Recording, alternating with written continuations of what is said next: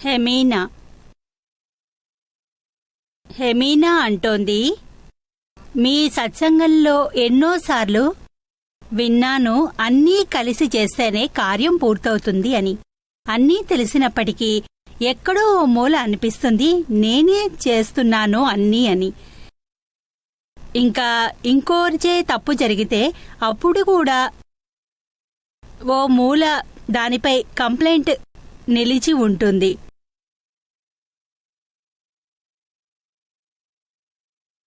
అంటే ఎదుటివారిలో కూడా కర్తని చూస్తారు, నిన్ను కూడా కర్త అనుకుంటావు. మరి ఇది ఎప్పటి వరకు? ఏ మూలైనా ఈ నమ్మకం ఉన్నంతసేపటి వరకే. అప్పటి వరకు మీరు సంపూర్ణం కాలేరు, ఈ మార్గంలోకి రాలేరు. ఈ ప్రపంచంలో స్వతంత్ర కర్త ఎవరూ లేరు, అన్నీ విధాతాధీనమే. ఏ కలలు ఎటువైపు నుండి ఎటువైపుకు తీసుకువెడతాయో ఎవరికీ ఏమీ తెలీదు. నేను కూడా విధాత ఆధీనంలోనే ఉన్నా. చిన్న పని చేయాలన్నా ఎన్నింటి కలయికో కావాలి.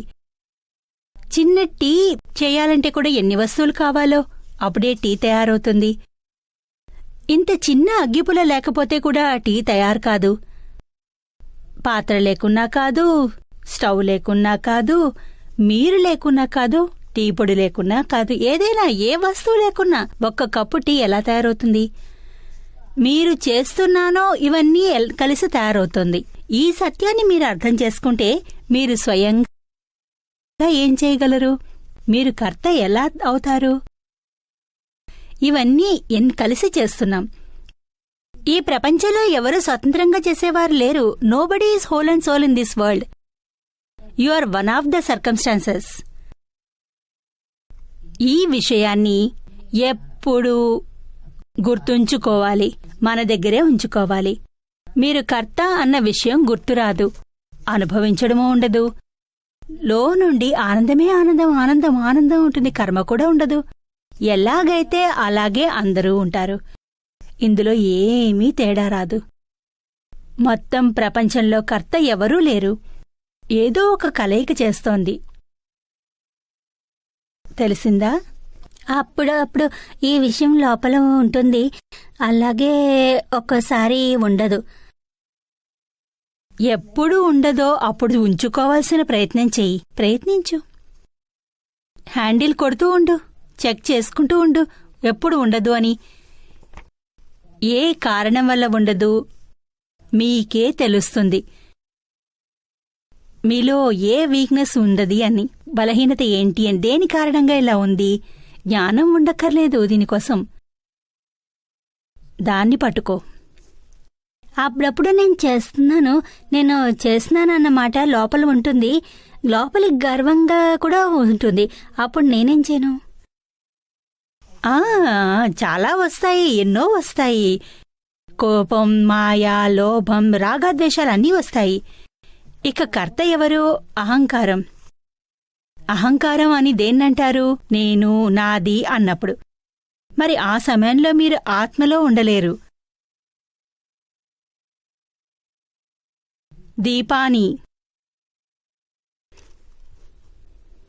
దీపాని ప్రశ్న.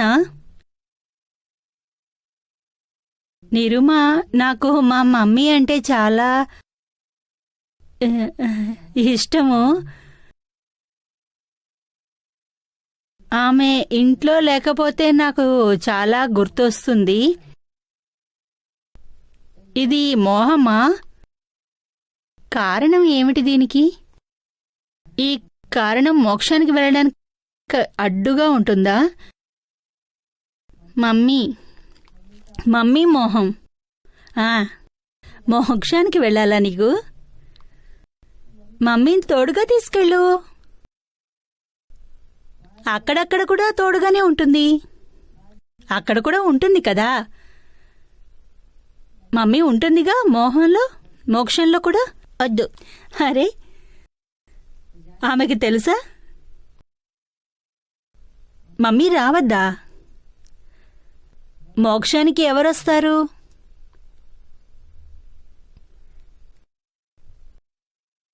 ఆత్మ. ఆత్మ వెళ్తుంది. మరి ఆత్మకి మమ్మీ ఉండదు. మా కూతురుండదు, ఏమీ ఉండదు.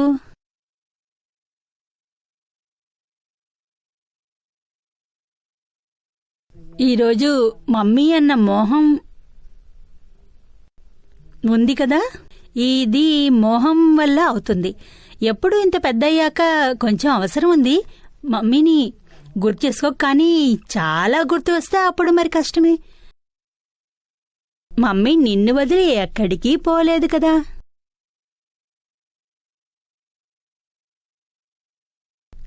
ఈ మోహం నుండి బయటపడడానికి ఏదైనా ఉపాయం ఆలోచిస్తావా? ప్రతిక్రమణ చేస్తాను. ఎవరికి చేస్తావు? మమ్మీకి. మమ్మీ పట్ల ఉన్న మోహానికి చాలా బాగుంది. నాన్నకు లేదా? ఉంది, చాలా ఉంది. అన్నిటికంటే అందరికంటే మా నాన్నకి. మరి ఎక్కడ చూసినా మోహమే మోహం. మరి వీటన్నిటి నుండి బయటపడాలి. ఇప్పుడు వదిలేయి, పెద్దయ్యాక వదిలేస్తాయి, అప్పైనా పర్వాలేదు. ఇప్పుడే వదిలేయాలి. ఓ, ఇప్పుడే వదిలేస్తావా? మోక్షానికి వెళ్ళాలని తొందరగా ఉందే. ఈ మోహాన్నే చూస్తూ ఉండు. ఎక్కడెక్కడ మోహం ఉంటుంది, ఎక్కడెక్కడ ఎలా ఉంటుంది, ఇలా ప్రతిక్రమణ చెయ్యి, అన్నీ పోతాయి. ఆ తర్వాత ప్రేమగా ఉంటుంది అమ్మ అంటే. అమ్మ కూడా ప్రేమను ఉంచుకోవాలి, మోహాన్ని ఉంచుకోవద్దు. తెలిసిందా?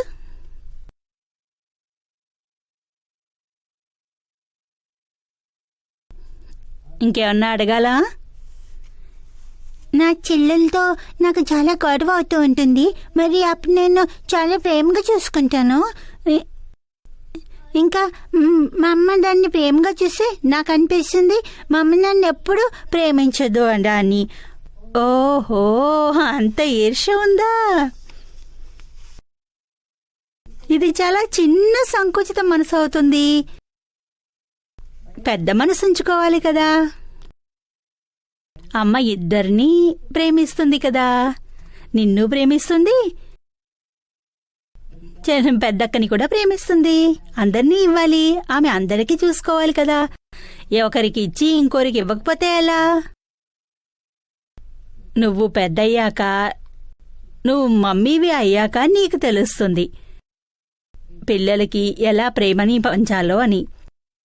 పంచుకోవాలి, పంచి అందరికీ ఇవ్వాలి. నేను పెళ్లి చేసుకోను. ఓ, మరి ఏం చేస్తావో పెళ్లి చేసుకోకపోతే? మీ పుత్రిక నా అయిపోతా. ఓ, నా పుత్రిక అవుతావా? తప్పకుండా. నా పుత్రికవయ్యి ఏం చేస్తావు? నిరుమకు దాదా భగవాన్ శ్రీమదేంద్ర స్వామికి సేవ చేస్తాను. ఓ,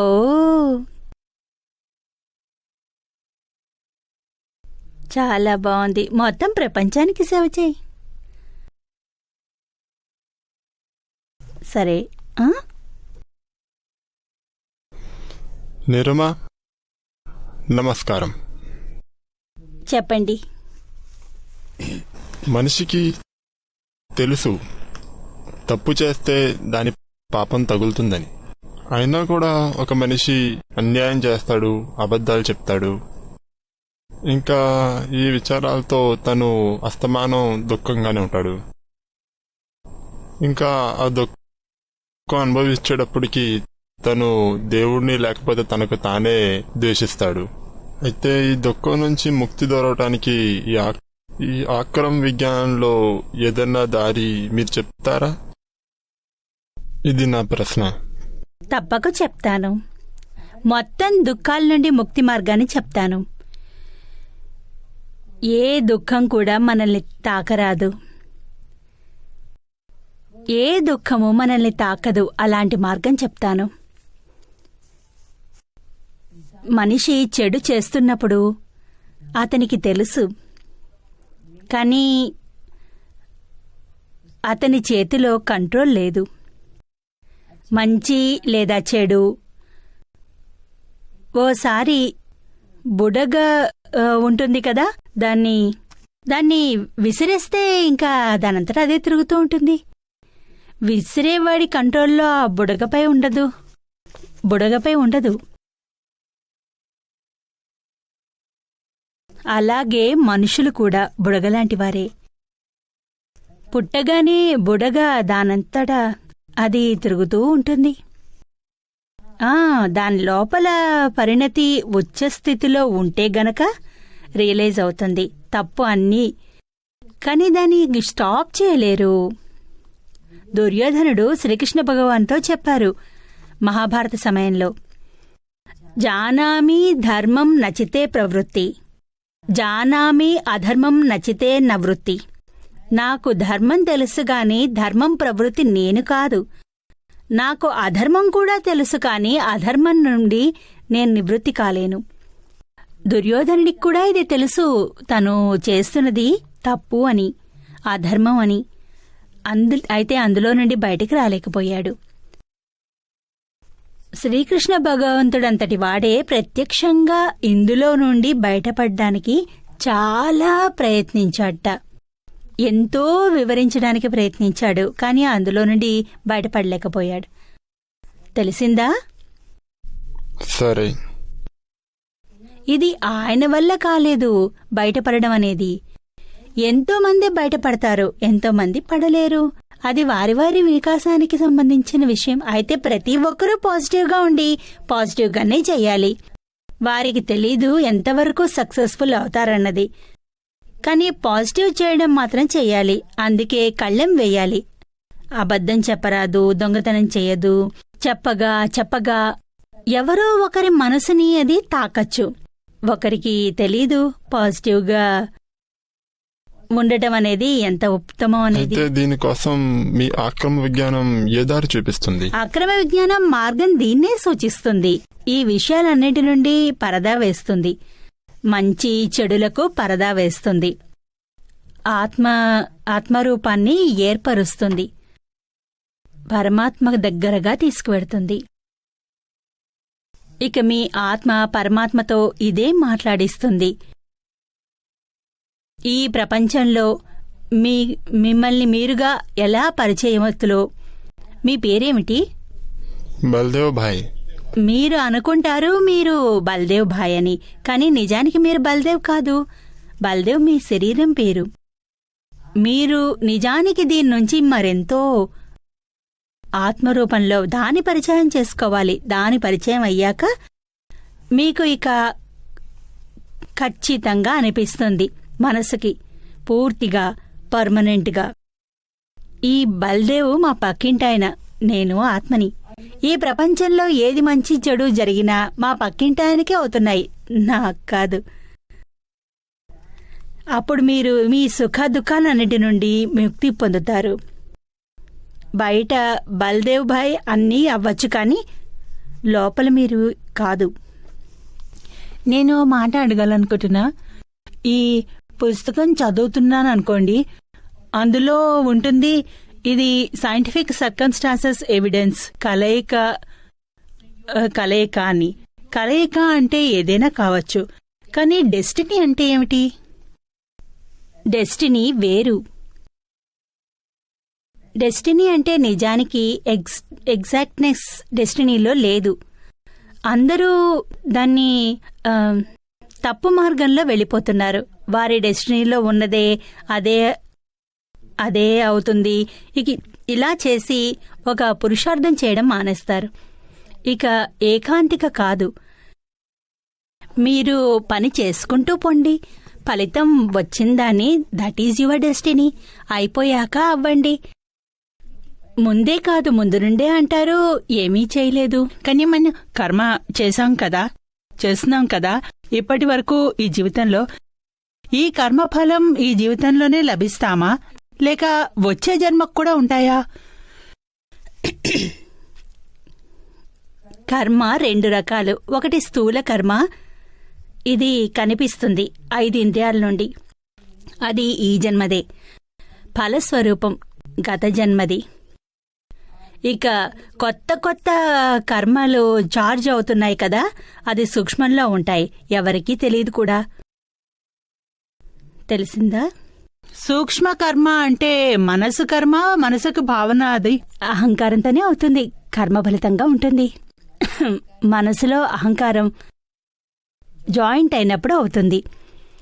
అది సూక్ష్మకర్మ. ఇక స్థూల కర్మ మీరు వ్యవహారంలో ఎవరికైనా మంచి చెడు చేసినప్పుడు అది స్థూలం, స్థూల అది కర్మ. నిశ్చయం, అది ఫలితం. దీని అర్థం డెస్టినీ అన్నది లేదా? అయిన తర్వాతే, అయ్యే ముందు మీకు తెలీదు దాని ఆధారం. తీసుకోవడం వల్ల లాభం లేదు, నష్టమే. సరే, థ్యాంక్ యూ. అందుకే మన వ్యవస్థ అన్న శబ్దం సరైనది, సైంటిఫిక్. దీని అర్థం జీవితంలో ఎదురయ్యే సంఘటనలు ప్రీ డెస్టినీయా? లేదు, ఇది కూడా తప్పు. ప్రీ డెస్టినీ అని మీకలా తెలుసు? లేదు, అందుకే మీరు చేసుకుంటూ పోవడమే. ప్రీ డెస్టినీ అనుకుని మీరేమీ చేయరు. మీకు తెలియదు ఏది ఏంటి అనేది. అందుకని మీ పని మీరు చేయండి. ఆపై ఏదైనా జరిగితే ఫలితం వచ్చింది అంటే వచ్చే ముందే తెలుస్తుంది వ్యవస్థితం అని. దీని గురించి మరి కాస్త అడగాలి. ఎలా అంటే మీరన్నారు కర్మ చేసుకుంటూ పోవాలి, అది వ్యవస్థితమని. వ్యవస్థిత శక్తి చేయిస్తుంది, కలయిక చేయిస్తుంది. కానీ నేను అడగాలనుకుంటున్నది ఏదైతే బాధ్యత అని ఓ పని చేస్తుంటే దీన్ని ఆ వ్యవస్థిత శక్తి చేయిస్తుందా, లేదా వీఆర్ డెస్టిన్ టు డూ దట్? వ్యవస్థిత శక్తి అంటే సైంటిఫిక్ సర్కమ్స్టాన్సెస్ ఎవిడెన్స్. సర్కమ్స్టాన్సెస్ చేయిస్తున్నాయి. మీ పేరేమిటి? నిర్మలా గ్రోవర్. నిర్మలా గ్రోవర్కి చేయిస్తున్నాయి. మీరు దీని నుండి వేరు. శుద్ధాత్మ జ్ఞానం తీసుకున్నాక శుద్ధాత్మే నిర్మలా నుండి వేరైపోయారు. ఇది ఫీల్ అవుతున్నాను. ఇప్పుడు మీరు శుద్ధాత్మ వ్యవస్థితంలో సర్కమ్స్టాన్సెస్ బంధింపబడి ఇప్పుడు లేదు. ఇది వరకు ఉండేది. మునుపు బంధింపబడి, అందుకే కొత్త కర్మ ఏర్పడింది. ఇప్పుడు కొత్త కర్మ ఛార్జ్ అవుతుంది.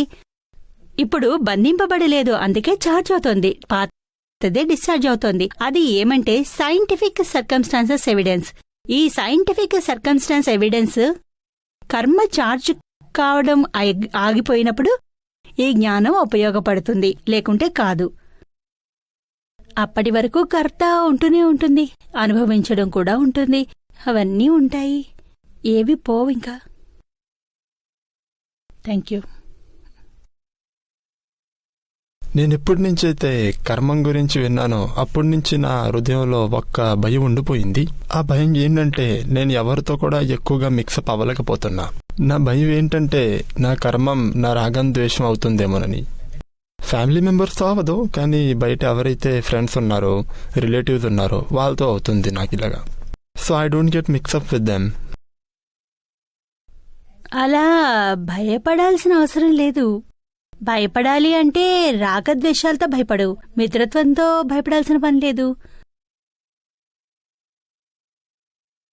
సూపర్ ఫ్రెండ్షిప్, హలో హాయ్ చెయ్యి, మాట్లాడు, నార్మల్గా ఉండు. ఇప్పుడు ఒక అమ్మాయి చెప్పింది ఏంటంటే కొంతమంది టోన్ ఎలా ఉంటుందంటే వాళ్ళు పిచ్చి పిచ్చిగా మాట్లాడుతూ పిచ్చోడ్లా అంటారు. ఇప్పుడు ఒక అమ్మాయి ఏం చెప్పిందంటే కొంతమంది లాంగ్వేజ్ ఇన్సల్టింగ్గా ఉంటుంది, కొంతమంది లాంగ్వేజ్ అరోగెంట్గా ఉంటుంది. So what should we behave at that time? మీ దగ్గర ప్రతిక్రమణ యొక్క బ్రహ్మాండమైన ఆయుధం ఉంది. ఆ ఆయుధం ఉంచుకుని ప్రతిక్రమణ చెయ్యి. అసలు వ్యవహారమేం మానేస్తానంటే ఎలా?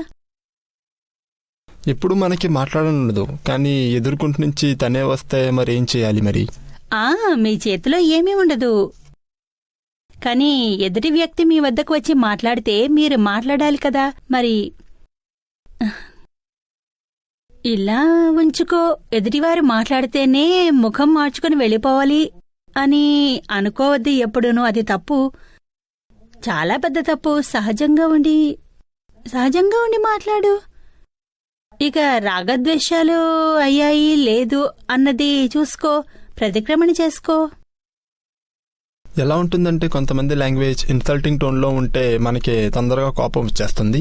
అయితే నాకేమనిపిస్తుందంటే వీడికి ఇప్పుడే గుణపాఠం చెప్పాలని. ఆ టైంలో నా కోపం కంట్రోల్ అవ్వదు. బుద్ధి చెప్పాల్సిన పని లేదు, బుద్ధి నేర్చుకోవాల్సిన అవసరం ఉంది. ఏ విధంగా కోపాన్ని అదుపు చేసుకోవాలి తెలిసిందా? ఈ బలహీనత నుండి బయటపడడం అవసరం. మొత్తం అందరూ మన టెస్ట్ ఎగ్జామినేషన్స్, ఇందులో పాస్ అవ్వాలి కదా. హిమాలయాలకు వెళితే ఆ ఆత్మ దొరకదు, ఎక్కడ ఉంటే అక్కడే లభిస్తుంది. అయితే ఈ భయాన్ని దూరం చేయడానికి నాకు ఒక శక్తి కావాలి. తప్పకుండా ఇస్తాను, శక్తి ఇస్తాను, ఆశీర్వదిస్తాను. ముందుకు వెళ్ళు. ఏది వచ్చినా ఫేస్ చెయ్యి. రాగద్వేషాలు కలగకుండా జాగ్రత్త పడు. వీలైతే ప్రతిక్రమణ చెయ్యి. ఇంట్లో అయితే అలా అవదు, ఎందుకంటే మా తాతయ్య దేవుడి దగ్గర నుంచి జ్ఞానం తీసుకున్నారు 1974లో. ఇంకా దాని తర్వాత మేము మీ దగ్గర నుంచి జ్ఞానం తీసుకున్నాం, మా అమ్మ, మా చెల్లెలు, ఇంకా నేను. మేము ఇంట్లో అలా అయితే ఇప్పుడు ఉండదు, కానీ బయట అయితే, కానీ మేము ఇంట్లో అయితే ఎవరికి ఇన్సల్ట్ చేయము, కానీ బయట అయితే అలాంటి వాళ్ళు దొరుకుతారు ఎవరైతే ఇన్సల్ట్ చేస్తారో. So we have to talk to them. So అది కష్టంగా ఉంది. ఆ టైంలో నాకు శక్తి కావాలి. నేను ప్రార్థన చేస్తాను, బయట కూడా అందరూ బావుండాలి అని, నీ ప్రాబ్లం సాల్వ్ అవ్వాలని. Thank you.